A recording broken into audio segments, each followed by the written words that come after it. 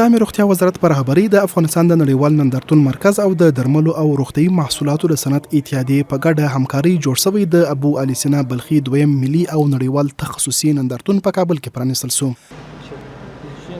په دغه نندارتون کې د هیواد دننه او بهر لسګونه شرکتونه، پانګوال او روغتیايي متخصصین ګډون لري او خپل درمل، طبي وسایل او نوي لاسته راوړنې نندارې ته وړاندې کړي.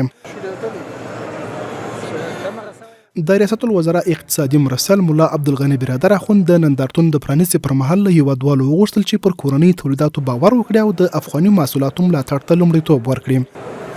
بلخوا د ریاست الوزرا اداري مرسل ملا عبدالسلام حنفي ویل د جګړو له امله د هیواد روغتیايي سکتور سخت زیان لیدلی و، خو اسلامي امارت هڅه کوي د برخه بیرته ورغوي او پیاوړې کړي. نوموړي ټینګار وکړ چې د روغتیا په برخه کې د وروستیو پرمختګونو ترڅنګ اوس د دې وخت را رسیدلی چې د هیواد کورني تولیدات پراخ ملاتړ ترلاسه کړي. د محترمو ډاکټرانو او ګرانو هیوادوالو څخه مې هیله ده چې په خپلو داخلي درملو باور وکړي. داخلي تولید شوي درمل له یوې خوا ارزان تمامېږي او له بلې خوا د خپل هیواد محصول دی. له تجارانو او درملو پلورونکو څخه جدي غوښتنه کوم چې له احتکار څخه لاس واخلي. سکتور صحت نیز از اثر جنگ‌های تحمیلی بی‌نهایت متضرر شده است. احیای این سکتور به توجه خاص همگانی ضرورت دارد تا بتوانیم ما شما این سکتور اساسی و مبرم خود را احیا و مطابق ضرورت‌های روز عیار سازیم. د عامه روغتیا وزیر نور جلال جلالي هم ویل د هیواد ډېری وګړي د اقتصادي ستونزو له امله دولتي روغتونونو ته مراجعه کوي او هڅه روانه ده چې په دغو مرکزونو کې معیاري خدمات وړاندې سي. هغه له پانګوالو وغوښتل چې د روغتیا په سکتور کې پانګونه زیاته کړي څو خلک د درملنې لپاره بهرنیو هیوادونو ته د تګ اړتیا ونه لري. 90% زموږ ستاسو هیوادوال ډېر زیات غریب دي، انقلابونو جنګونو ځپلي دي. 90% دولتي سکتور ته مراجعه کوي او یو 10% یا 20% دا خصوصي سکتور ته مراجعه کوي. اوس موږ هغه هیوادوال چې خارج ته سفر کولې د صحت لپاره هغې نه الحمدلله اوس موږ وخت باندې امید لرو مستغني کېدونکي یو. موږ باید تجارت په صنعت باندې واړو.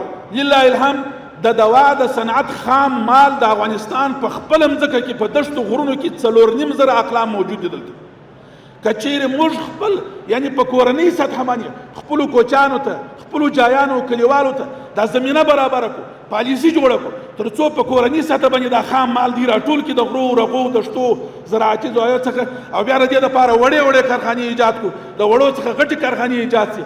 نو موږ به په ډېره نږدې راتلونکي کې د خام مال د صنعت مالکان وګرځېږو. په همدې حال کې د درملو او روغتیايي محصولاتو د ټولنې او د خصوصي سکتورونو د اتحادیې چارواکو د نندارتون د پیل مراسمو کې ویل په افغانستان کې 115 د درملو تولیدي کارخونې فعالیت کوي او په وینا یې اوس مهال 1,170 قلمه درمل په رسمي ډول تولیدیږي او شاوخوا 1500 نور قلمه درمل د ارزونې او ازموینې پړاوونه تیروي.